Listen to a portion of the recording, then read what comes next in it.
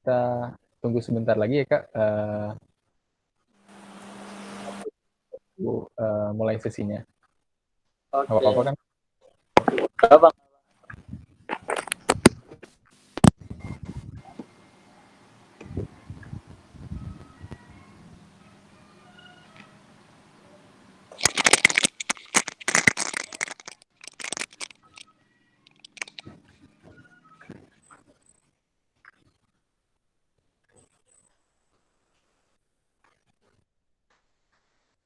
Oh ya, di sini teman-teman yang udah hadir, uh, mungkin boleh uh, cek dari mana aja nih asalnya. Teman-teman dari udah kuliah atau mungkin dari SMA, SMA dari mana, dari daerah mana, boleh uh, respon di kolom chat.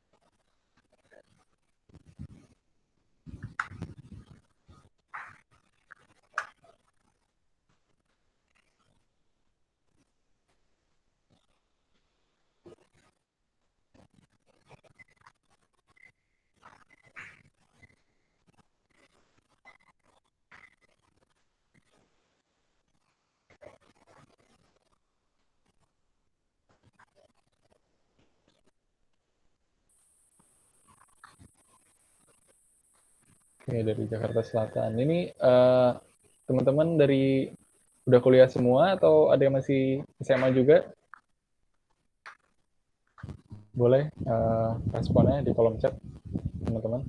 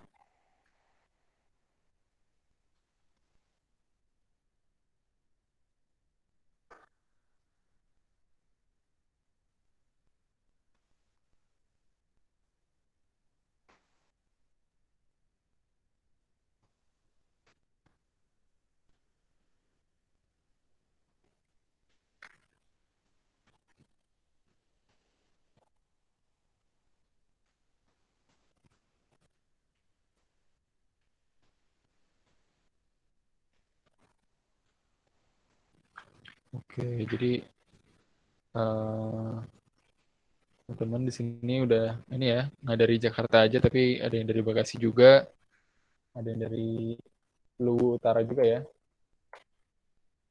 dan nggak cuman uh, dari kampus, tapi juga ada yang dari SMK di sini.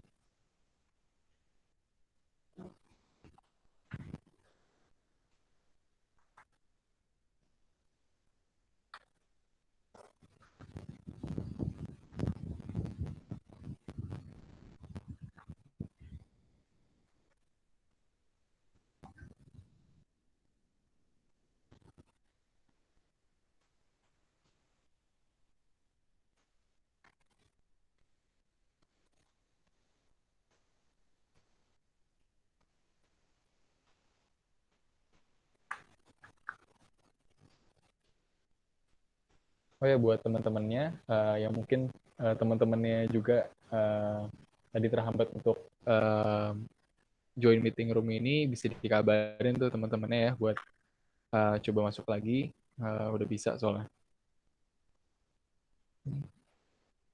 Oke, Kak Arga, mungkin kita bisa mulai ya sesi pada sore hari ini ya.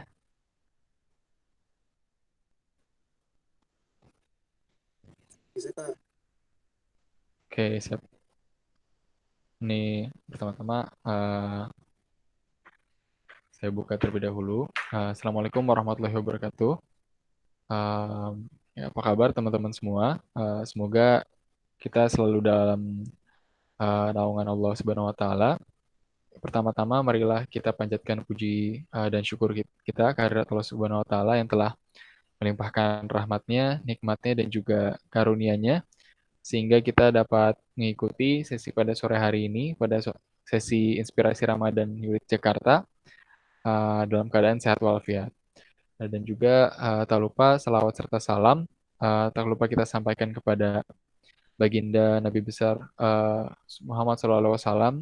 Semoga dengan senantiasa bersalawat kepada beliau, kita bisa mendapatkan syafaatnya di yaumil akhir nanti. Amin ya robbal alamin. Ya, kami ucapkan selamat datang kepada Kak Arga dan juga terima kasih sudah menyempatkan waktunya untuk uh, berbagi ilmunya ya Kak, di sesi sharing pada hari ini. Iya, selamat datang, Oke, Zak. siap. Kemudian, oh ya sebelum kita lanjut, izinkan saya juga buat sedikit menceritakan CV dari Kak Arga ya. Di sini Kak Arga itu merupakan alumni dari Teknik Kimia ITS dari tahun 2013 sampai 2017. Track record beliau dalam organisasi dulu pernah menjabat sebagai Ketua Himpunan Mahasiswa Teknik Kimia ITS tahun 2015-2016 dan juga Presiden BEM ITS pada tahun 2016-2017. Dan juga waktu dulu di SMA itu pernah jadi Ketua MPK ya Kak ya? Iya, dulu MPK SMA Ketua MPK. dan juga awardee dari Rumah Kepemimpinan Surabaya.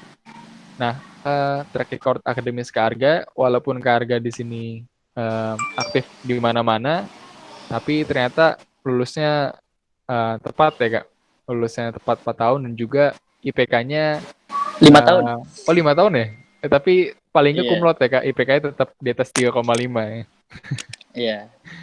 Dan juga, oh ya Kak Arga juga dalam akademisnya pernah menjadi delegasi ITS dalam ASEAN University Youth Forum tahun 2015 di University Utara Malaysia.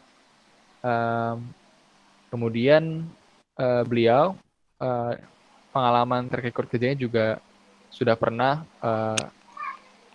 internship di PT Perkebunan Nusantara 10 dan juga PT Semento Nasa dan sekarang sedang bekerja di Nalco Water. Seperti itu. Baik, mungkin sekian sesi perkenalannya.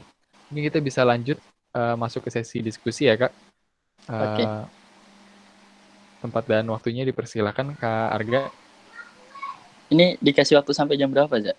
Penyampaiannya. Ini kita sampai batas waktunya 5:30 Kak, 5:30. Oke. Mungkin di sesi 45 menit ke depan nih kita dari materi dari Kak Arga, tapi kalau mau TikTok juga boleh di sini. Oke. Ini mulai aja berarti ya? Ya, silakan. Ya. Bismillahirrahmanirrahim. Assalamualaikum warahmatullahi wabarakatuh. Innal hamdalillah nahmaduhu wa nasta'inu wa nastaghfiruh wa na'udzubillahi min syururi anfusina wa min sayyiati a'malina may yahdihillahu fala mudilla lahu wa may yudlil fala hadiyalah. Asyhadu an la ilaha illallah wa asyhadu anna Muhammadar Rasulullah. Ya, alhamdulillah puji syukur kehadirat Allah Subhanahu wa taala gitu ya atas segala berkat izinnya gitu di tengah-tengah keterbatasan yang ada, di tengah-tengah situasi yang tidak menentu, di tengah-tengah kabar yang selalu menjadi perasaan was-was setiap orang gitu ya. Di tengah-tengah ketidakpastian akan pekerjaan, akan perkuliahan, akan sekolah gitu ya. Di tengah-tengah ketidakpastian itu semua, alhamdulillah Allah masih mengizinkan kita, saya dan teman-teman untuk bersama-sama gitu ya, bersama-sama tidak berhenti dalam menuntut ilmu, tidak berhenti dalam mencari ilmu, tidak berhenti dalam belajar gitu. Hari ini saya meskipun penyampaian gitu ya, sebagai pemateri yang menyampaikan, tapi di sini juga saya sembari belajar gitu ya. Jadi harapannya di sini bisa diskusi semua, kita sharing terkait tema kita hari ini. Salawat salam tak lupa kita junjungkan kepada suri tauladan kita, kepada nabi kita, kepada orang yang paling berpengaruh di dunia ya, menurut majalah Amerika Times gitu ya, kepada orang yang selalu menjadi penerang di saat penuh kegelapan gitu ya, Nabi Muhammad SAW. Ya teman-teman, tema kali ini sebenarnya tema yang dekat sekali dengan kita gitu ya, dekat sekali dengan saya, dengan teman-teman semua gitu ya. Nah, tema kali ini tentang QLC, quarter life crisis gitu ya, crisis. Di mana setiap setiap orang gitu ya, anggapannya setiap pemuda itu hampir 90%-nya dipastikan pernah merasakan ini gitu ya. Dan masa-masa ini masa yang paling dekat sama kondisi kita sekarang, masa-masa yang sangat dekat yang itu dirasakan, ada yang mungkin sudah melewati, ada yang mungkin dalam tahap itu, atau mungkin ada yang belum menuju tahap itu gitu ya. Kalau kita bahas mulai satu persatu nih, kalau kita bahas secara ilmunya ya, secara ilmu. Quarter life crisis ini kan sebenarnya dia lebih ke ilmu psikologi ya, psikologi mengenai tentang kondisi seseorang dalam menghadapi masa-masa krisis dan bagaimana cara meresponnya. Nah, kalau dari salah satu psikologi dari University of Greenwich gitu ya, di London, Dr. Oliver Robinson itu dia mengklasifikasikan QLC itu menjadi 4 tahap, menjadi 4 fase. Nah, 4 fase ini yang coba nanti kan saya sampaikan terus kita kembangkan bareng-bareng gitu ya. Quarter life crisis ini bentuknya bisa beragam, bentuknya bisa berbeda, tergantung yang dirasakan sama masing-masing personal, sama masing-masing orang, sama masing-masing person. Nah, ketika teman-teman, saya yakin teman-teman di sini itu pasti merasakan hal yang berbeda satu sama lainnya. Nah, makanya di sini yang harapannya nanti kita ada diskusi, sharing lebih lanjut gitu ya mengenai apa sih yang dirasakan sama teman-teman. Begitupun dengan saya nanti coba ingin cerita sedikit tentang apa yang saya rasakan untuk quarter life crisis diri saya sendiri gitu ya. Nah, kita mulai dari 4 fase yang disampaikan sama Dr. Oliver Robinson dari London itu ya. Yang pertama, fase pertama adalah tentang ketika seseorang perasaannya terjebak dalam sebuah situasi, entah itu pekerjaan, hubungan, atau lainnya, yang itu dia ngerasa dia nggak bisa lepas dari sana. Jadi pada tahap ini sebenarnya fase awal itu fase dia ngerasa, aduh, gue sekarang umur 23, gue sekarang kerja, gue sekarang udah bisa punya uang gitu ya, tapi apakah emang ini yang gue cari, apakah emang gue hidup sampai nanti meninggal gitu ya, apakah emang cuman ini doang yang pengen gue jalanin gitu ya, udah kerja sampai tua, dapet uang dan sebagainya gitu ya. Atau teman-teman yang lagi kuliah, gue lagi kuliah di semester 4, gue lagi kuliah di semester 5, gue lagi kuliah di semester 6, IP gue nggak bagus-bagus banget, organisasi gue juga biasa-biasa aja. Sebenarnya bener nggak sih kuliah kayak gini gitu ya? Sebenarnya oke nggak sih kuliah kayak gini, atau sebenarnya gue tuh pengennya kayak gimana sih kayak gitu ya? Nah, dalam dalam tahap fase pertama ini, seseorang akan mulai merasa dirinya itu dalam tahap yang ini bener nggak ya? Ini oke nggak ya? Ini udah tepat atau enggak ya? Kayak gitu ya. Nah, pertanyaan-pertanyaan itu mulai muncul pertanyaan-pertanyaan yang mempertanyakan diri sendiri. Mulai muncul kegelisahan-kegelisahan yang itu masih berupa pertanyaan aja, belum tentu pasti benar atau belum tentu pasti salah. Tapi udah mulai muncul mempertanyakan tentang diri sendiri. Ini fase pertama di mana QLC ini mulai muncul menurut Dr. Oliver Robinson gitu ya. Terus fase kedua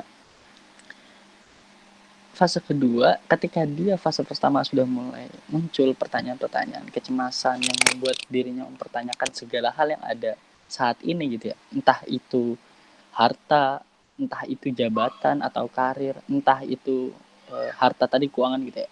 atau entah itu tentang hubungan gitu atau hal lainnya gitu itu mulai dipertanyakan sampai akhirnya masuk ke fase kedua. Fase kedua itu dia meyakini bahwa harus ada harapan yang muncul untuk membuat sebuah perubahan dalam hidupnya. Ketika tadi seseorang mulai mempertanyakan kondisi existingnya gitu ya, itu dia akan mulai mempertanyakan, mulai muncul kecemasan dan mulai berharap bahwa harus dalam ke depan harus ada kondisi yang dirubah kayak gitu ya. Nah ini nggak menyangkut ke orang yang misalkan kalau terkait keuangan nggak ke orang yang nggak punya uang dong nggak, tapi orang-orang yang beruang pun banyak yang merasakan hal ini gitu ya. Sedikit cerita pernah adalah teman saya gitu ya, orang tuanya itu pengusaha pengusaha punya kebun sawit beberapa hektar, kemudian punya perusahaan ekspor impor. Nah dalam kondisi dia habis lulus kuliah gitu ya, dia hanya satu-satunya pewaris perusahaan keluarga. Jadi orang tuanya berharap banget sama dia untuk melanjutin bisnisnya keluarga yang bisnisnya sudah sustain, nggak perlu ngebangun dari awal, nggak perlu bikin A B C, udah tinggal ngelanjutin aja gitu ya. Orang tuanya berharap banget sama dia buat ngelanjutin, tapi ketika dia lulus dia sampaikan ke orang tua saya nggak mau ngelanjutin gitu. Kenapa nggak mau ngelanjutin? Karena dia ngerasa saya nggak mau cuman jadi pengusaha yang ngelanjutin perusahaan orang tua. Saya pengen dari awal, saya pengen hidup dari awal, saya pengen ngerasain ini coba dari awal. Nah dia merasa teman saya ini merasa dia iri sama teman-temannya yang itu pengusaha sukses tapi dia mulai dari awal, bukan yang dia nerusin perusahaan keluarga terus toto sukses gitu ya, tapi dia pengen ngerasain semangat perjuangan itu. Nah dia mencoba untuk merubah hidupnya, gimana caranya dia pengen merasakan hal itu juga, meskipun dia bisa menerima semua hal enak dari awal dia bisa, tapi itu bukan jalannya kayak gitu ya. Nah di fase kedua dia mulai muncul harapan bahwa saya pengen berubah, saya pengen ngambil jalan berubah kayak gitu ya.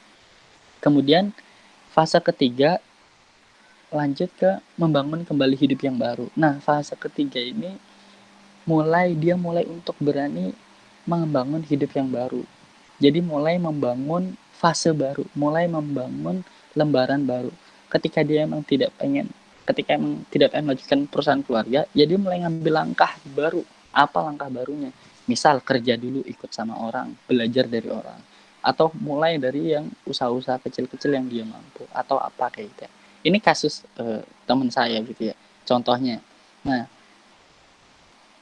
mulai berani ada tindakan untuk melakukan hal baru. Nah, fase yang terakhir keempat itu mengukuhkan komitmen. Jadi mulai mengukuhkan komitmen, motivasi, tujuan, mulai di list, mulai dibangun semuanya secara jelas, secara matang dan mantap dalam melangkah. Jadi semakin mantap dalam melangkah. Nah, dalam konteks 4 fase yang disebutkan sama Oliver Robinson, beliau menyampaikan bahwasanya 4 fase ini bertahap yang bisa semuanya dilakukan atau bisa ada orang-orang yang gagal dalam melewati fase-fase ini gitu ya.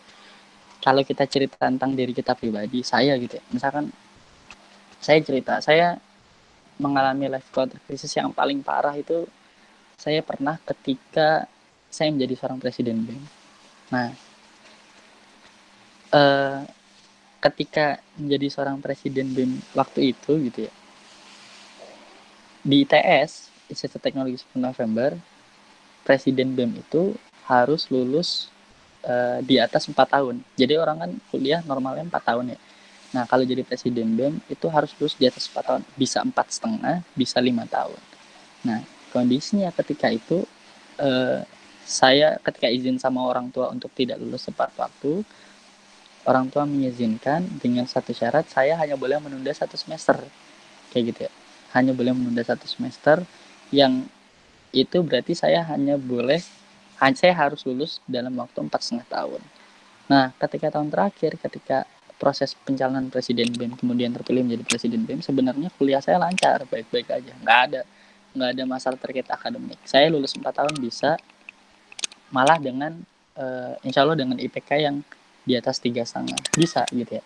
Tapi dengan berbagai macam faktor, terus diskusi, terus sholat zikoroh dan beberapa kemungkinan, akhirnya saya memutuskan untuk melanjutkan BEM, yang otomatis saya memutuskan untuk melanjutkan BEM, otomatis saya memutuskan untuk tidak meluluskan diri dalam 4 tahun.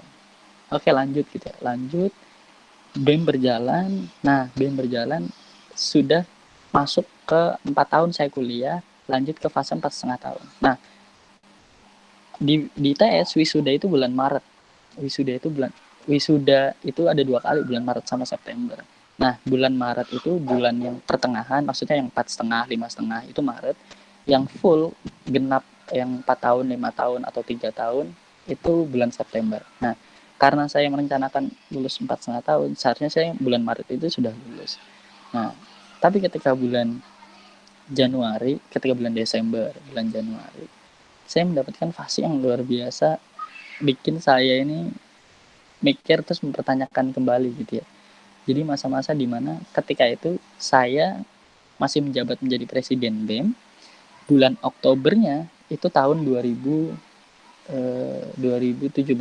Oktober 2017 saya melakukan aksi gitu ya, aksi di jalan, demo lah bahasanya, demo, aksi di jalan di Jakarta sama teman-teman banyak kayak gitu ya, tentang mengkritisi kebijakan Jokowi ketika menjadi presiden 3 tahun, sudah 3 tahun ketika itu. Nah, turun ke jalan, aksi ke Jakarta, sampai ada insiden ketika itu saya kena pukul sama aparat, kemudian kepala saya berdarah, rame, foto saya rame di ITS disebar gitu ya, sampai dosen-dosen sampai tahu. Kemudian pas saya balik ke Surabaya, dosen penguji saya, dosen pembimbing saya adalah orang yang nggak suka sama kegiatan aktivis, nggak suka sama kegiatan organisasi, nggak suka sama kegiatan aktivis. Ketika saya pengen mengajukan proposal untuk sidang akhir yang memutuskan kelulusan saya masuk ruangannya, kayak gini kurang lebih ya, Assalamualaikum Pak gitu, iya ada apa gitu, saya mau bimbingan lanjutan Pak untuk proposal tugas akhir saya gitu ya. Terus nggak mau gitu, saya nggak mau gitu.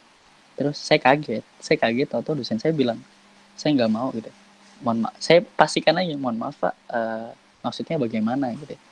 Terus bapaknya menyampaikan, ya saya nggak mau bimbing kamu gitu ya, padahal sebelum-sebelumnya udah bimbingan beberapa kali dan fine-fine aja, nggak ada masalah gitu ya. Terus kemudian bapaknya tahu bilang kayak gitu kan, saya pertanyaan nih, Pak mohon maaf, apakah saya ada salah Pak? Bapaknya menyampaikan, pokoknya saya nggak mau bimbing kamu keluar sekarang, silakan kamu ganti pembimbing lain, kamu cari pembimbing lain.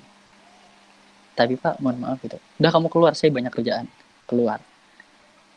Itu momen dimana saya nggak tahu apa-apa, ngerasa nggak ada, insya Allah nggak ada salah sama beliau gitu. Ketika saya pengen bimbingan untuk tugas akhir, saya diusir gitu aja. Besoknya saya datang lagi, terus sama, saya nunggu, bapaknya bilang saya sibuk gitu ya, sekretarisnya bilang bapaknya sibuk, ada kerjaan, harus nunggu 2 jam.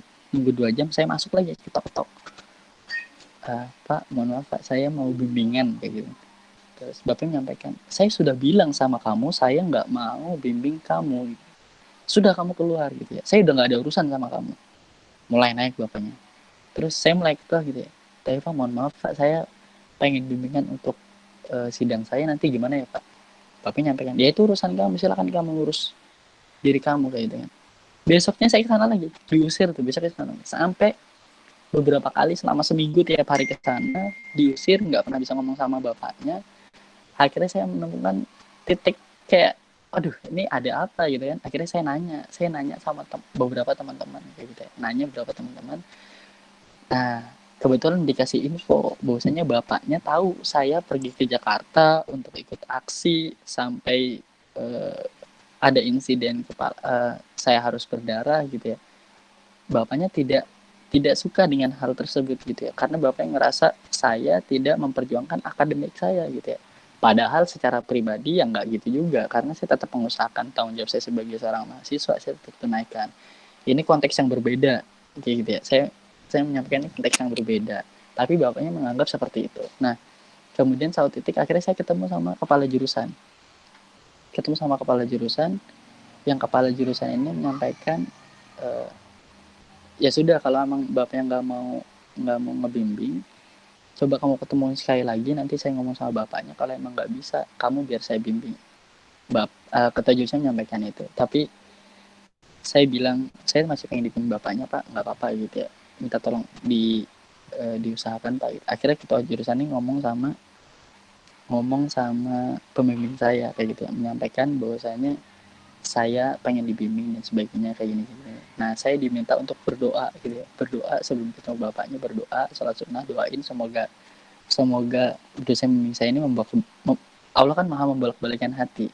Berdoa semoga dosen bimbing saya ini hatinya dikembalikan sama Allah untuk baik lagi sama saya gitu. Doa pokoknya sebelum ketemu bapaknya saya doa, salat sunnah, doa, terus ketemu bapaknya. Terus bapaknya ternyata responnya berubah. Bapaknya menyampaikan, saya nggak suka sama kamu memang. Nggak suka karena apa yang kamu lakukan. Saya dari kemarin ngasih pelajaran ke kamu tentang bahwa hidup itu ada prioritas. Saya nggak ngelihat prioritas yang ada di kamu. Gitu. Terus saya sampai, karena saya posisinya memang saya pengen baik-baik, akhirnya saya nggak ngejawab apa yang bapaknya sampaikan.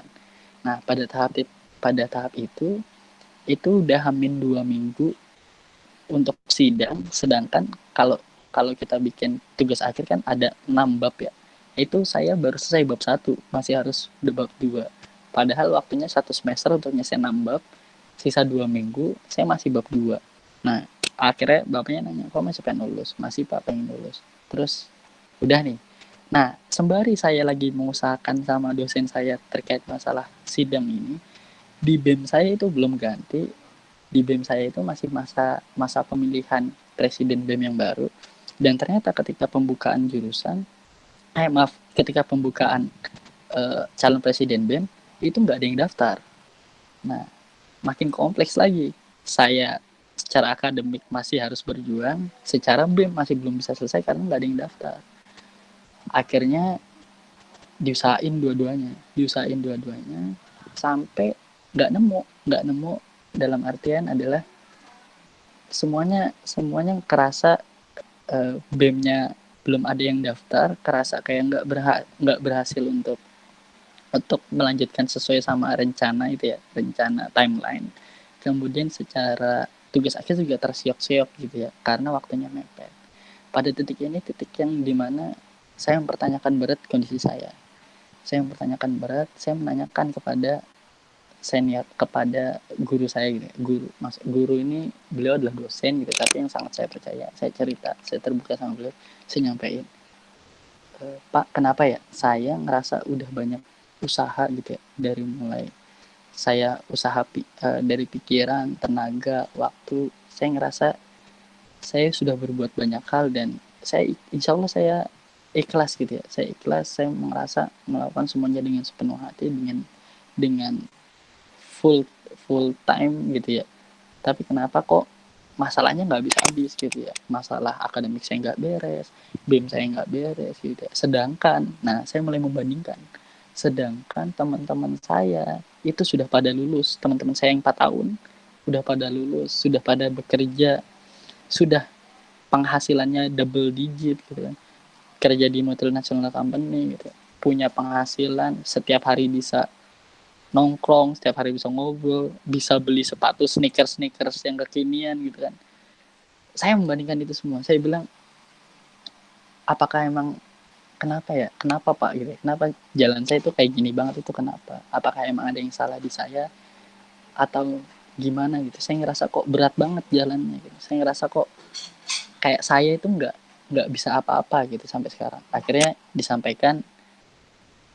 yang disampaikan pertama kali sama dosen tersebut adalah, kamu nggak boleh berpikir kayak gitu ya, kamu nggak boleh berpikir kayak itu, karena apa gitu, karena masa ini adalah masa-masa perjuangan, bahwa kamu sekarang sedang berjuang. Kenapa kamu sedang berjuang? Karena kamu ngerasa kamu sudah mengorbankan banyak hal, dan emang itu nyata, kamu sedang mengorbankan banyak hal, dan kamu harus percaya sama janji Allah bahwasanya Allah akan membantu orang-orang yang sedang berjuang. Nah, titik ini menjadi titik balik di mana harapan mulai ada. Nah, sampai titik itu, sampai hari ini gitu ya, momen itu momen yang paling berat, eh, titik jatuh saya gitu. Ketika saya akhirnya nggak bisa nyelesain BEM saya, akademik saya selesai, BEM saya nggak selesai. Akhirnya saya nggak bisa lulus 4,5 tahun, saya nggak bisa lulus Maret. Saya tetap harus lulus September. Jadi saya bulan Maret tetap lanjut kuliah, tapi nggak ada mata pelajaran. Saya hanya bayar UKT aja. Saya bayar UKT untuk melanjutkan BEM, yang ternyata BEM-nya baru selesai 1 bulan kemudian, bulan April. Jadi dari bulan April sampai September, saya statusnya masih mahasiswa, saya bayar UKT, tapi saya udah nggak ada ngapa-ngapain kayak gitu. Nah itu salah satu akhirnya keputusan waktu itu gitu. Saya harus merelakan waktu saya lagi, merelakan kesempatan saya untuk bisa mulai hidup baru sebagai seorang sarjana, ternyata harus tertunda kayak gitu ya. Nah, pada titik-titik ini saya ngerasa teman-teman pasti semua pernah merasakan. Jangankan pas pas kuliah akhir-akhir gitu ya, pas masa-masa pemilihan jurusan, pemilihan prodi, pasti teman-teman mikir gitu ya.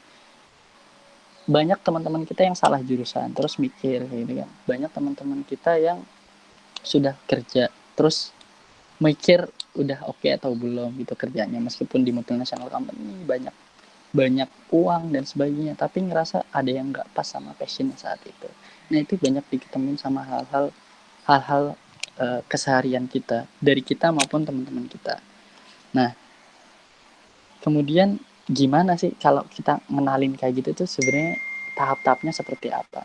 Nah kalau teman-teman sudah mulai pada tahap tadi mempertanyakan diri sendiri, mulai kecewa dengan kondisi sekarang, mulai membandingkan sama orang-orang lain, ada beberapa cara yang kalau saya baca ya, ada beberapa cara yang bisa dilakukan. Yang pertama adalah mulai untuk introspeksi. Jadi mulai untuk tenangkan diri, mulai untuk berpikir kembali, mulai untuk berdamai. Berdamai itu dalam arti jangan selalu mencari kelemahan diri sendiri, jangan selalu mencari kambing hitam, jangan selalu membandingkan dengan orang.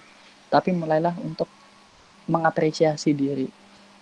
Oke, saya sekarang kuliah semester 4. IP nggak bagus-bagus banget, nggak apa-apa, tapi saya nggak ada masalah gitu ya. Secara finansial, meskipun saya bukan orang yang kaya, tapi saya nggak pernah merasa kekurangan gitu ya. Meskipun saya tidak prestasi yang nggak banyak, tapi pernahlah ikut-ikut lomba, pernahlah punya pengalaman. Gitu. Mulai untuk menghargai dan mengapresiasi diri sendiri. Orang sukses, orang yang punya 100 mobil, itu bukan dikatakan sukses ketika punya 100 mobil. Tapi ketika dia punya 1 mobil, dia mulai menghargai, oh alhamdulillah sudah punya 1 mobil, meskipun masih DP, meskipun harus cicil, tapi dia menghargai proses. Terus mobil kedua, alhamdulillah udah beli 1 mobil, sekarang punya mobil kedua. Beli 3, alhamdulillah sekarang masih bisa nambah 3 mobil, alhamdulillah punya 4, punya 5. Nah kalau kita beranggapan orang sukses itu punya adalah orang yang punya 100 mobil, orang yang punya puluhan rumah, atau orang yang bisa beli hal-hal mewah kayak gitu ya, jangan dilihat ketika mereka sudah pada titik itu, tapi lihatlah setiap prosesnya. Di mana gitu ya, banyak orang sukses yang dia menghargai setiap prosesnya, dia menghargai dirinya dalam melewati setiap prosesnya. Nah itu yang bisa kita lakukan bareng-bareng. Misal teman-teman nih, misalkan teman-teman ada yang pengen jadi YouTuber gitu ya, ngelihat yang paling sukses jadi YouTuber siapa, misalkan Atta Halilintar, atau YouTube-nya Raffi Ahmad, atau Baim Wong, atau YouTube-nya gamers gitu ya, yang subscribernya udah belasan juta, puluhan juta gitu, viewernya juga jutaan semua gitu ya. Teman-teman bandingkan sama orang-orang yang sudah sukses itu akan berat gitu ya. Itu akan berat kalau pengennya langsung kayak gitu, itu berat. Tapi mulailah dari yang awal dan hargailah step-stepnya. Mulai dengan apa? Mulai dengan bikin video pertama. Gitu. Bikin video pertama, meskipun hasilnya kayaknya nggak bagus-bagus amat, ya udah nggak apa gitu. Yang penting udah bikin video, upload pertama. Yang nge-view masih 5 orang. 5 orang tuh dia, orang tua, adik, kakak gitu, ya nggak apa-apa gitu. Yang penting masih ada yang nge-view gitu kan, 5 orang. Bertahap bikin video kedua, mulai nge-share ke temennya, udah ada yang nge-share, nambah viewernya jadi dari 5 jadi 10, jadi 15 gitu ya. Tadi yang nggak ada subscriber, mulai ada nambah 1 subscriber, meskipun yang nge-subscribe itu misalkan ibunya gitu ya. Nah, hargai setiap proses. Wah, alhamdulillah udah bisa bikin video pertama, kedua, ketiga gitu ya, alhamdulillah viewersnya nambah, alhamdulillah subscribernya dari 1 sekarang udah 5 udah 10 gitu ya. Hargai setiap proses. Ada seorang psikolog menyampaikan bahwasanya kepercayaan diri itu dibangun dari bagaimana kita merespon diri kita kayak gitu ya. Nah, ada bahasa yang keren, celebrate your wins gitu ya. Jadi selebrasikan kemenangan Anda. Anggap semua pencapaian dalam diri kita itu sebuah kemenangan yang harus diselebrasikan. Kita kan sering dengar bahasa syukur gitu, bersyukur. Uh, ya apa yang ada kita sekarang kita syukurin, kita dapat sesuatu kita syukurin. Itu benar, itu nggak salah gitu ya. Tapi seakan-akan kita uh, gimana ya? Kalau pribadi ya, kalau saya pribadi lebih prefer untuk kita merayakan kemenangan. Saya bersyukur gitu ya. Saya bersyukur tapi bentuk syukur saya itu pengen yang lebih gitu, nggak cuman kayak alhamdulillah saya bersyukur. Kayak ngerasa itu kurang gitu. Tapi kita harus merayakan lebih dengan kemenangan-kemenangan yang sudah kita dapatkan. Dengan apa? Dengan kemenangan yang lebih besar lagi ya gitu ya. Jadi cara kita merayakannya adalah dengan kita lebih semangat, lebih termotivasi untuk menang lebih besar lagi. Nah itu salah satu cara gitu ya. Pertama yang tadi mulai ngenalin diri, introspeksi diri, kemudian mulai menghargai diri step by step dari yang dilakukan. Yang ketiga mulai merancang life plan. Saya ada saya merancang life plan juga masih sampai sekarang meskipun banyak perubahan tapi tetap harus dirancang gitu, dirancang dipastikan gitu ya dalam diri kita udah bener belum dapat ini dan kita pengen seperti apa dalam tahap ke depan gitu. Nah itu harus terus digali sama teman-teman semua. Nah dan yang terakhir, cara yang terakhir adalah dimulai gitu ya, dimulai ketika teman-teman sudah menentukan life plan, mulailah dengan segera gitu ya. Karena mulai dengan segera ini salah satu cara untuk kita nggak terbawa dalam suasana quarter life crisis yang berlarut gitu. Tapi mulailah cari jalan baru dan mulai untuk dilakukan. Ketika ada kesalahan, jadikan itu evaluasi untuk perbaiki diri.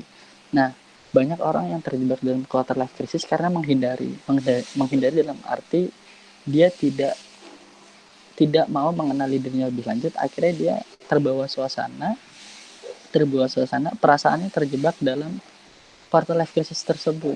Jadi orang itu semakin menyalahkan diri sendiri, semakin ngerasa gagal, semakin ngerasa banyak yang kurang dalam dirinya gitu ya. Dia menghindari perubahan, dia menghindari untuk bergerak lebih maju, dia menghindari untuk belajar lebih lanjut. Dia memilih untuk terbawa suasana. Nah, ini orang-orang yang gagal yang nantinya akan timbul stres dan kemudian lebih parahnya depresi. Nah, ini beberapa psikolog pernah menyampaikan ketika udah dalam tahap depresi, ini yang sangat mengkhawatirkan dan ya semoga nggak terjadi sama kita gitu ya. Nah, ini uh, uh, 30 menit saya menyampaikan gitu ya. Nah, yang saya sampaikan ini sebenarnya memang dari teori tadi ada 4 fase, kemudian pengalaman saya gitu ya. Nah, di sini harapannya setelah ini saya pengen diskusi gitu. Kita diskusi, kita sharing kira-kira apa yang pernah teman-teman rasakan dan kemudian penyikapan kita sebenarnya seperti apa untuk quarter life crisis ini ke depan gitu ya. Apalagi ditambah nih teman-teman yang masih kuliah dengan kondisi sekarang corona kayak gitu ya.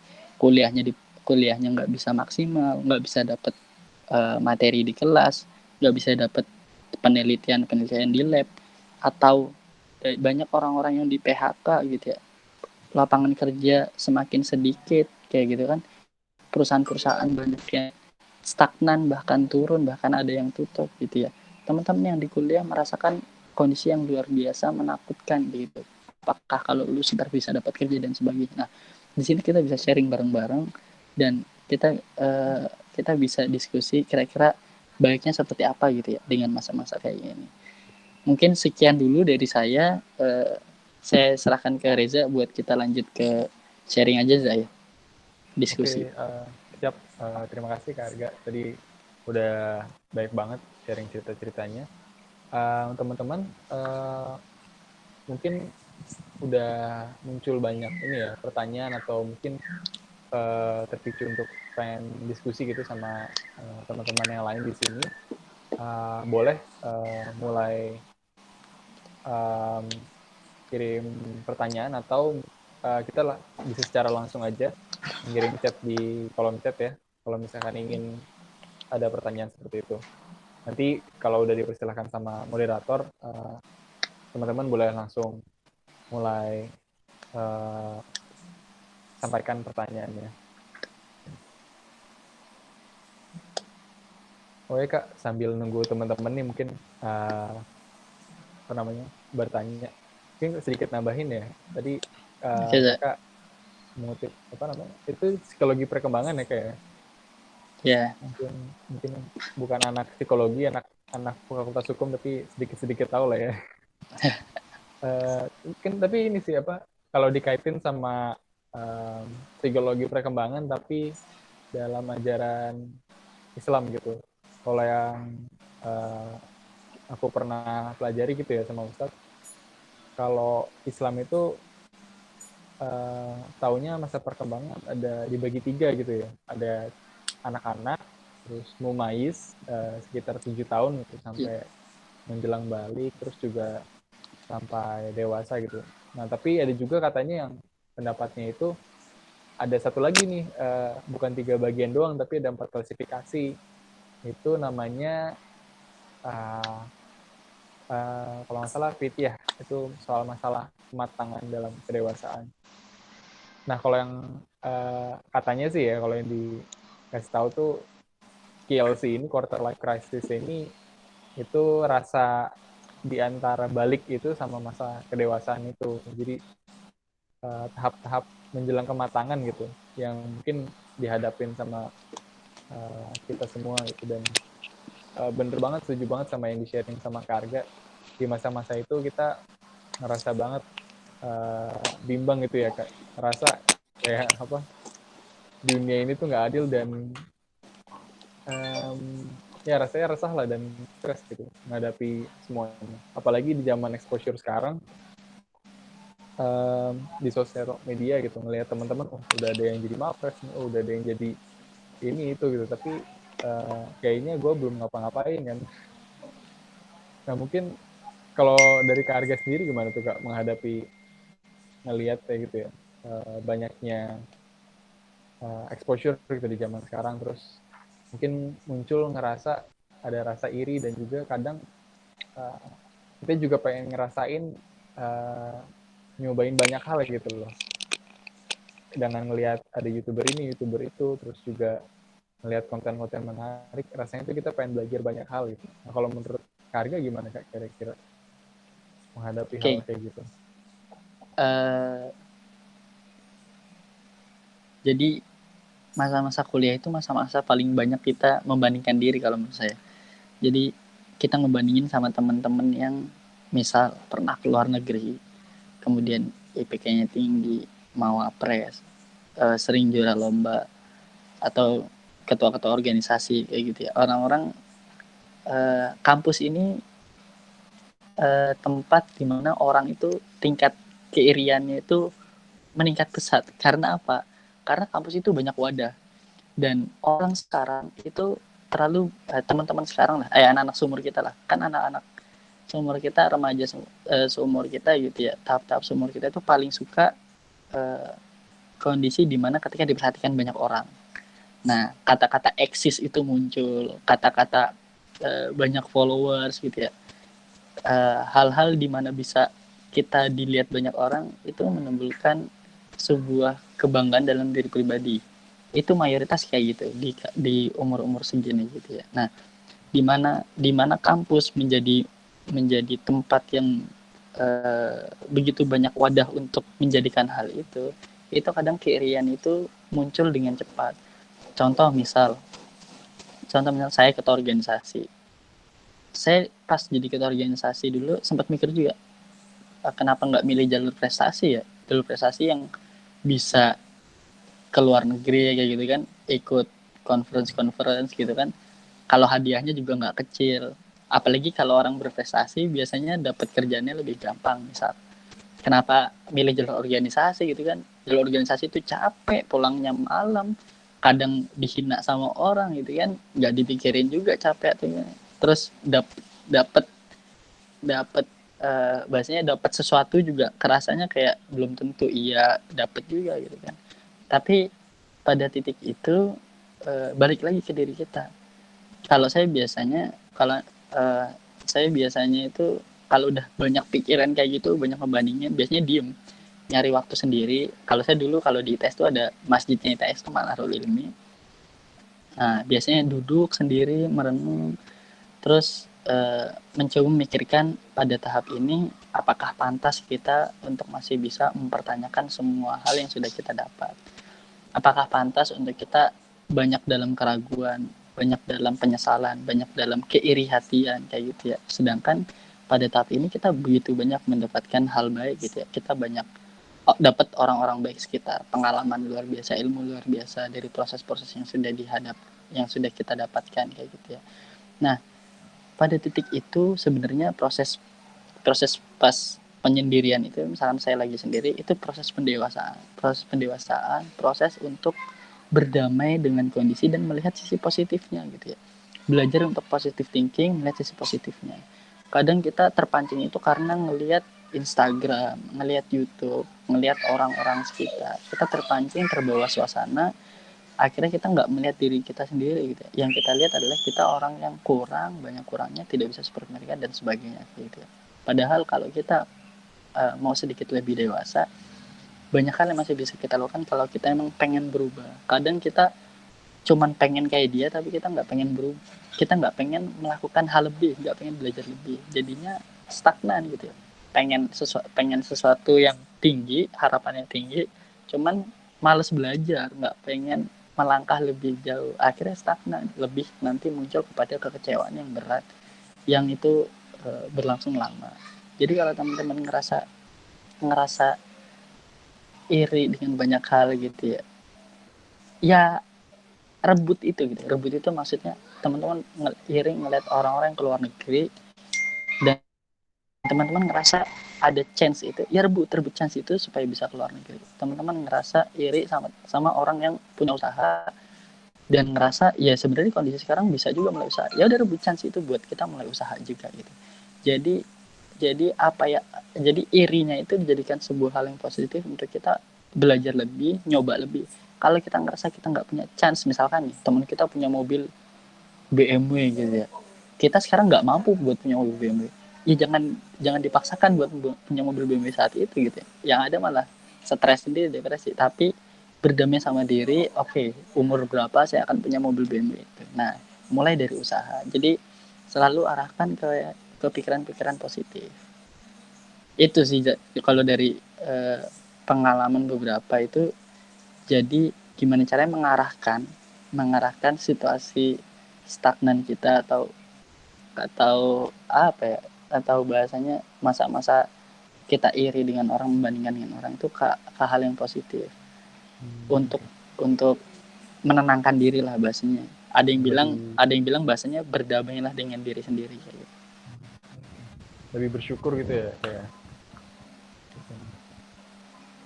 Ya bersyukur tapi melakukan sesuatu gitu. Jangan Karena diam kalau aja.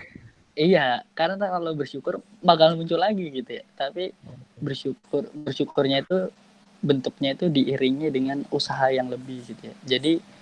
Jadi orang yang keluar dari quarter life crisis ini nggak cuman dia bersyukur terus udah gitu ya. Tapi lebih kepada setelah bersyukur ada step lanjutannya. Step lanjutannya. Nah, yang step lanjutannya ini harus harus terus dihargain gitu. Nah, step-step lanjutannya ini yang kadang orang sulit untuk melangkah karena meyakinkan diri sendirinya itu lama kayak gitu. Uh, Thank you banget Kak udah dijawab pertanyaannya tadi ya. Terus oh ya kita ada pertanyaan selanjutnya nih dari Sabila Rafani. Oh ini ketua MPK juga nih Kak. Ketua Oh MPK ya, 14 juga nih. Uh, Pertanyaannya bagaimana pandangan Kakak terhadap opini-opini yang uh, dua opini yang sering bertentangan antara kejar passion atau jalankan apa yang kita mampu dan sesuai dengan lingkungan gitu. oke. Kalau kalau pengalaman saya ya sekarang saya kerja Ya alhamdulillah sekarang kerja di multinational company, salah satu kalau di bidang tekim ya salah satu yang cukup cukup menarik gitu ya. Eh, dan saya pengen nyampein ketika saya kerja, saya merasakan bahwasanya berat untuk orang-orang yang memaksakan passionnya. Maksudnya adalah kejadian quarter life crisis itu banyak dihadapin sama teman-teman saya juga yang dia secara gaji oke, secara uang oke, secara kehidupan gak ada yang salah, tapi kerjaannya itu nggak sesuai passionnya dia merasa kerja hanya untuk mendapatkan uang, gitu aja, kerja hanya untuk mendapatkan uang, tidak mendapatkan kesenangan, tidak mendapatkan kenyamanan di sana kayak gitu ya. Nah pada titik ini pada akhirnya kalau saya ngelihat dari banyak banyak pengalaman teman-teman gitu ya, banyak yang nyerah akhirnya pindah. Nah bedanya generasi kita sama generasi bapak-bapak kita ya, generasi kita yang anggapannya milenial bahkan post milenial itu sama generasi bapak-bapak kita adalah generasi bapak-bapak kita gitu ya, yang dahulu mereka kerja memang banyak untuk mencari uang, mendapatkan pemasukan yang lebih gitu ya, untuk hidup lebih makmur, menjadi orang kaya dan sebagainya. Karena orang-orang zaman bapak kita itu orang yang giat kerjanya luar biasa, dan akan lebih cenderung patuh gitu ya sama aturan. Jadi hidupnya itu ya untuk mengikuti aturan, untuk bekerja keras, dapat uang dah gitu aja gitu ya.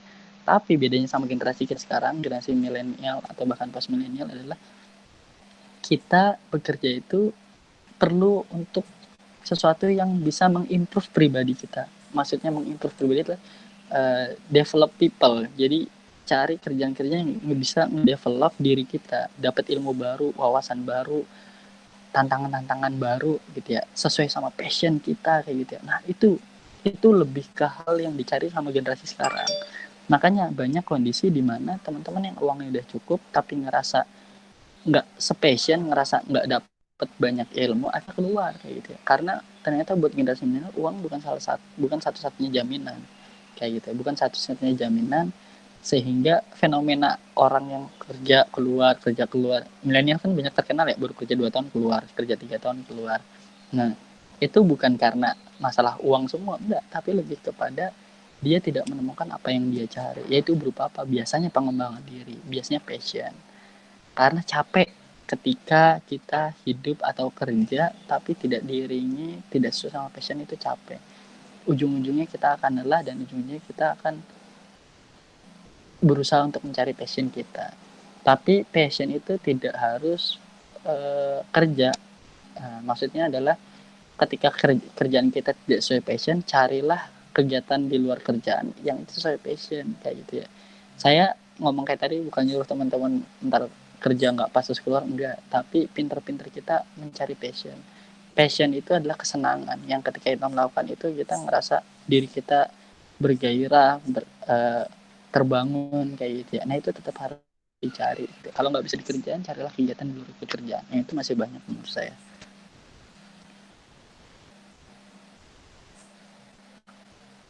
Uh, jadi mungkin ada lebih ini ada ya, tanggapan lebih nggak tuh? dari Rafa sendiri gimana, Raf? Mungkin ada apa ya, muncul terpicu diskusi atau gimana, Rafa? Ya, Iya lewat mic silakan. aja. Silakan Fa, Raf, gimana Fa? boleh. Iya, Kak Aga, makasih ya Kak atas materinya tadi.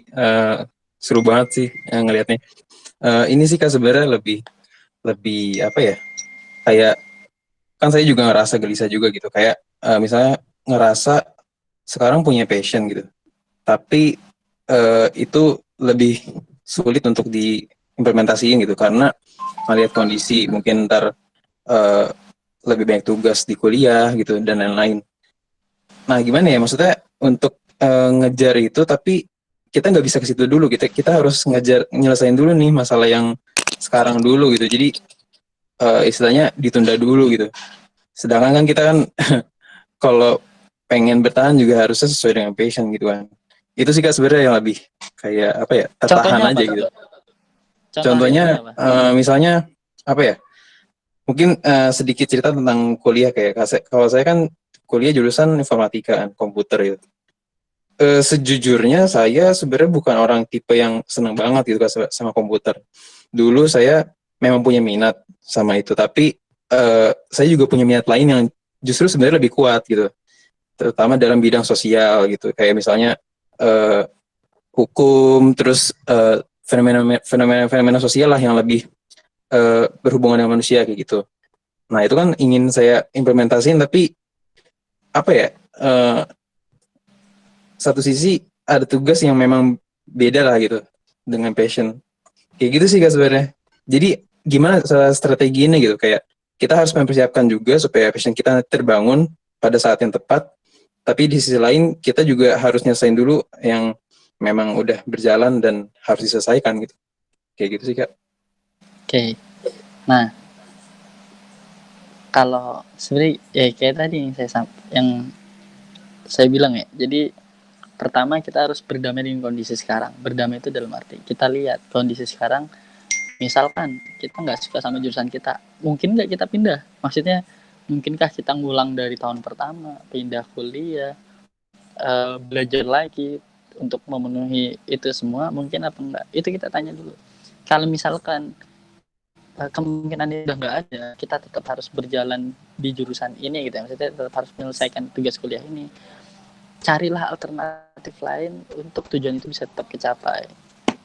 Kalau misalkan case-nya kayak tadi, misalkan pengen gerakan sosial kayak gitu kan, ikut-ikut sosial, misalkan sosial, bisa nggak? Bisa aja gitu ya. Bisa aja kalau emang kita pengen belajar. Misalkan teman-teman bikin, kalau misalkan informatika gitu ya, bikin aplikasi-aplikasi atau apps yang itu bisa membantu gerakan sosial gitu kan, atau ikut-ikut aja komunitas-komunitas sosial untuk menyalurkan passion, atau ikut kegiatan-kegiatan di luar kuliah yang itu bisa membantu untuk passion ini tetap tersalurkan. Nah, saya sampaikan tadi gitu ya, jangankan orang kuliah, orang kerja pun ketika dia terpaksa harus bekerja di sana, nggak bisa keluar karena nggak ada kemungkinan dia bisa kerja lebih baik gitu ya, ya dia harus tetap bertahan di kerjaan itu. Caranya untuk menyalurkan passionnya adalah dia harus cari jalan lain untuk passion itu bisa tetap tersalurkan. Jadi sebenarnya kalau kita bicara keharusan, maksudnya bicara kemungkinan-kemungkinan gitu ya, itu banyak hal yang rumusnya itu nggak satu persatu sama dengan dua, itu enggak gitu. Kalau rumus kehidupan itu kan banyak. Kalau kita nggak suka sama kerjaan atau nggak suka sama kuliah, ya kita nggak harus keluar gitu ya. Ya kita selesaikan kuliah dengan tujuan untuk membahagiakan kedua orang tua misalkan. Tapi passion tetap bisa terlaksana di luar itu gitu ya. Bisa tetap bangun komunitas, tetap bangun gerakan, bisa tetap dengan membangunkan aplikasi untuk sosial, itu bisa. Nah, tinggal balik lagi, kita mau nggak usaha lebih. Dengan kita ada di jurusan informatika misalkan, terus pengen gerakan sosial, pengen tahu kebijakan-kebijakan lebih dalam kayak gitu kan, tentang pemerintahan, tentang kehidupan sosial, harus ada usaha lebih untuk kita memulai itu, karena kita nggak di bidang itu untuk kuliah saat ini. Nah, tinggal pilihannya kita mau nggak mengusahakan lebih untuk mencoba hal itu gitu, untuk menyalurkan passion kita itu.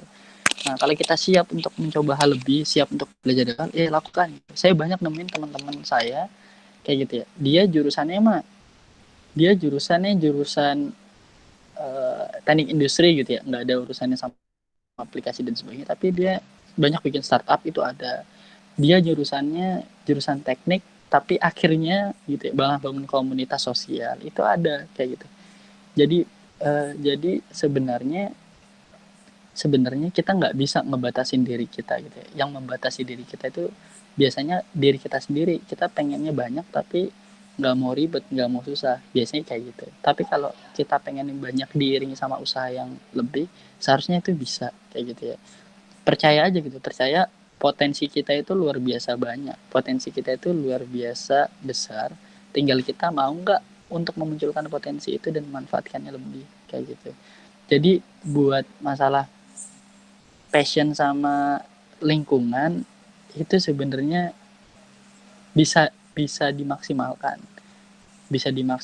Nah, cuman memang nggak semua case bisa seperti itu, nggak. Ada case di mana emang harus sabar dulu sampai passionnya itu bisa tersalurkan, yaitu ada beberapa case. Tapi selama kita masih ngerasa oke, saya di sini tapi passion saya masih bisa saya salurkan dengan cara lain, yaitu diusahakan. Selama ada peluang itu diusahakan. Kasihan diri kita nanti akan capek, stagnan ketika kita selalu ngerasa terjebak, berat, capek. Seharusnya gue nggak di sini, seharusnya gue tuh nggak kayak gini. Kita akan capek, kita akan lelah. Cobalah cari untuk kesempatan sekecil mungkin untuk kita percaya sama diri kita, melakukan suatu hal yang lebih sesuai passion, itu dicoba. Nah itu saatnya bisa. Kayak gitu sih pengalamannya, Fa. Oke, Kak. Gimana? Makasih, Kak. Siap. Udah gimana? Raf? Udah cukup terjawab? Udah cukup terjawab, Kak. Nanti kalau ada ini ngomong lagi. Oh ya, buat Rafa mungkin sedikit nambahin ya kayak. Iya. Aku pernah baca buku judulnya So Good They Can Ignore You dari Cal Newport. Nanti aku share di chat judulnya. Itu ngebahas mungkin soal-soal kayak pertanyaan Rafa tadi ya. Kalau menurut bukunya, tapi kita boleh debat, boleh setuju atau gimana. Tapi kalau menurut penulisnya bahwa katanya itu passion itu mitos gitu. Kalau dicari-cari itu nggak bakal ketemu katanya. Tapi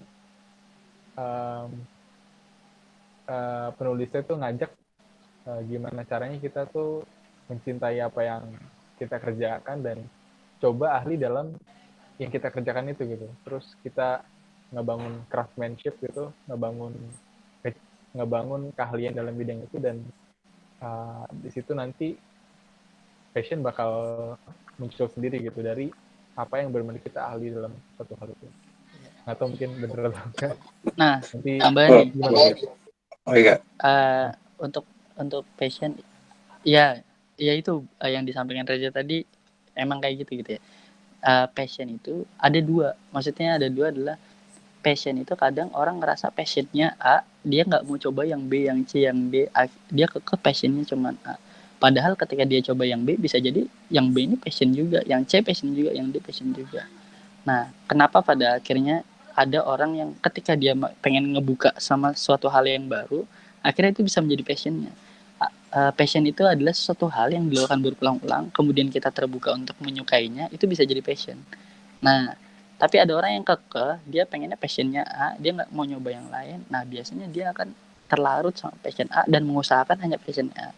Itu tadi saya juga pernah baca juga, pernah baca beberapa materi tentang passion ini gitu. Ada orang yang terjebak sama passionnya kepengenan dia sendiri, tapi nggak mau nyoba yang lain. Padahal ketika dia coba yang lain, bisa jadi itu passionnya juga. Nah, balik lagi ke diri kita. Makanya kenapa ada banyak sekali sekarang digaungkan masalah coba open minded gitu ya, coba jadi orang yang mengusahakan untuk terus belajar gitu ya. Jadi ketika ngeliat sesuatu hal yang nggak dia suka, ya jangan nolak dulu, lihat lebih jauh dulu, pelajari dulu. Kalau emang benar-benar kayaknya nggak pas, baru ditinggalkan misalkan kayak gitu ya. Kadang orang ngeliat covernya aja tapi nggak ngeliat isinya. Nah, beberapa kayak gitu itu dibahas juga tuh di salah satu buku. Oke Kak, ini mungkin pertanyaan terakhir kali ya, mengingat sudah waktunya 5.17. Ini dari Lutfiah Ayu. Pertanyaannya ada di chat. Terkadang beberapa orang merasa makin dewasa itu makin introvert. Pertanyaan apa memang siklusnya seperti itu? Terus makin dewasa temanannya cuma sama itu aja. Banyak yang mengalami kalau temenan yang kenal hanya sekedar say hello, terus juga tapi yang benar-benar temenan deket malah sedikit, sampai kadang merasa jadi kayak kesepian, nggak rame, padahal dulunya dia merasa anak sosial. Gimana saran dan opininya kalau dari Kak Arga? Iya,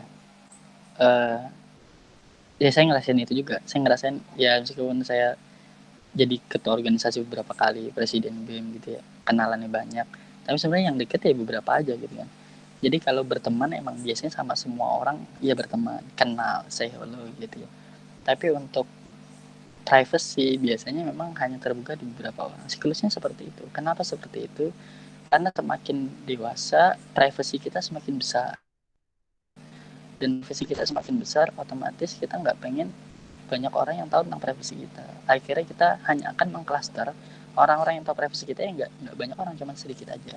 Nah, orang-orang yang sedikit ini biasanya orang-orang yang sudah dari berteman lama, cocoknya sudah lama, pemikirannya sejalan.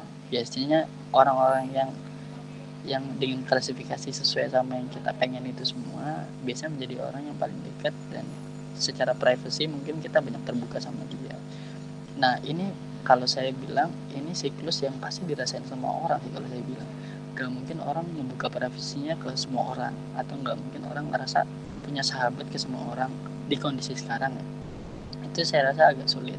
Pasti orang akan siklusnya semakin dewasa akan semakin privasinya semakin banyak dan harus dijaga, dan hanya akan punya orang-orang yang sepemikiran sesuai tipenya lah untuk menciptakan privasi itu hanya sedikit.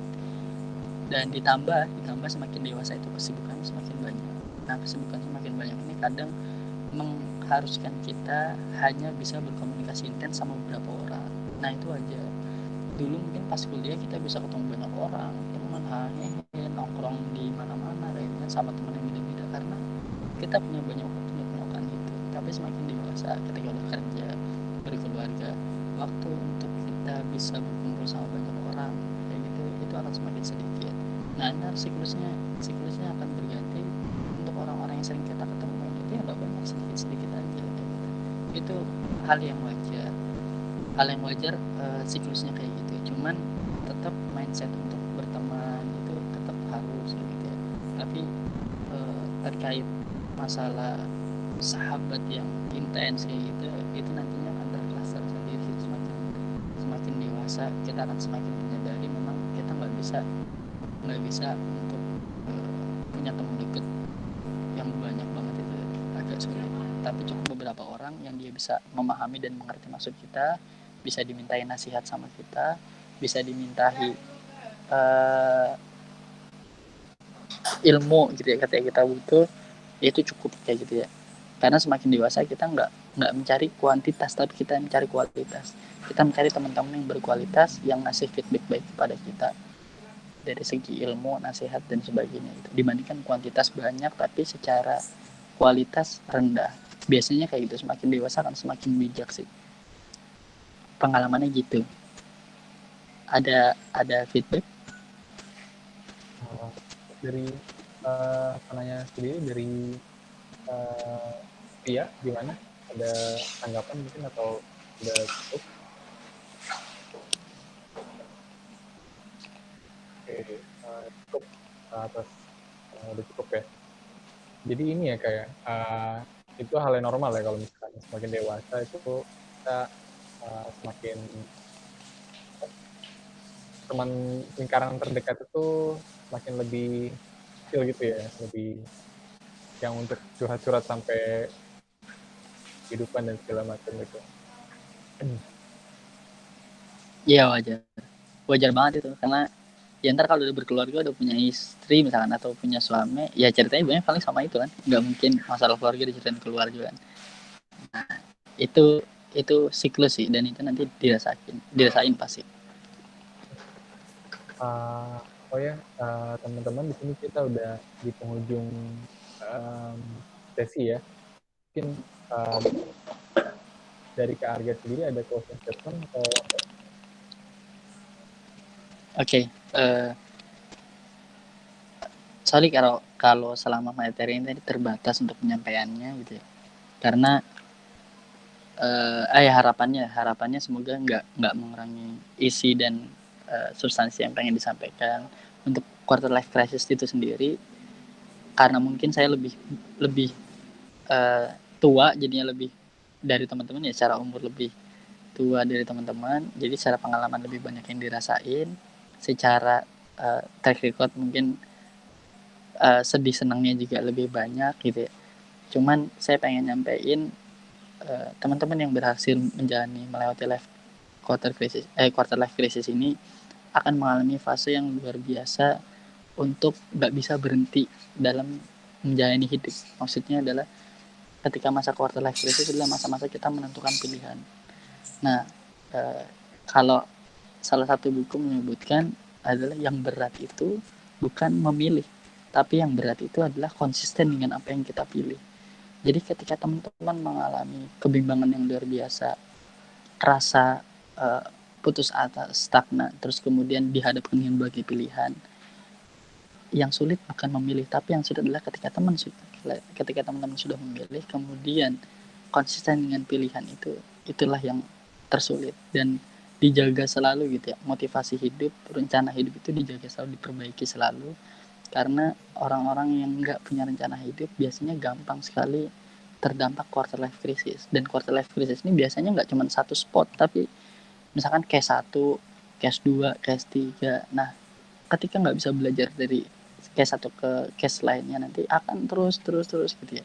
Tapi ketika case 1 terus kemudian sudah paham bagaimana cara menyelesaikannya, sudah percaya sama dirinya pribadi, nah itu bisa menjadi pelajaran buat seterusnya. Buat quarter life crisis banyak buku. Salah satu buku yang direkomendasikan tuh ini, belajar bersikap masa bodoh, apa judulnya saya lupa. Nah, itu buku luar sebenarnya, terus ditranslate ke Indonesia. Ada judulnya belajar bersikap bodoh amat apa masa bodoh gitu, saya lupa. Itu Udah amat. bodoh amat ya. Nah itu bukunya bagus. Dia menceritakan bagaimana dengan sudut pandang lain orang bersikap di kondisi-kondisi sekarang. Itu bisa tuh dibaca buat jadi bahan bacaan teman-teman yang lagi kuliah, itu bisa. Ya itu aja sih sarannya terakhir penutup. Oke, alhamdulillah. Terima kasih banget Kak Arga atas waktu dan ilmunya ya. Mungkin dari hasil diskusi kita di sini aku bisa sedikit menyimpulkan gitu bahwa quarter life crisis itu peristiwa yang wajar dialami oleh semua orang, terutama di masa kuliah-kuliah sekarang ini ya, di masa apalagi di masa remaja juga. Dan alasan utamanya itu kadang karena tidak realisirnya suatu harapan dan membandingkannya dengan kenyataan gitu.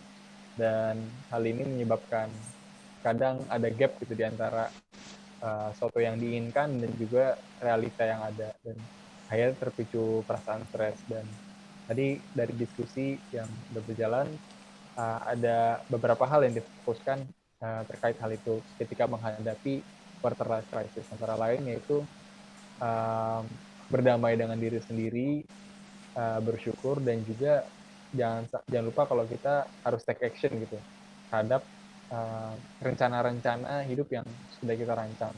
Dan ya kita menghadapi hal tersebut cukup ya dimulai aja gitu.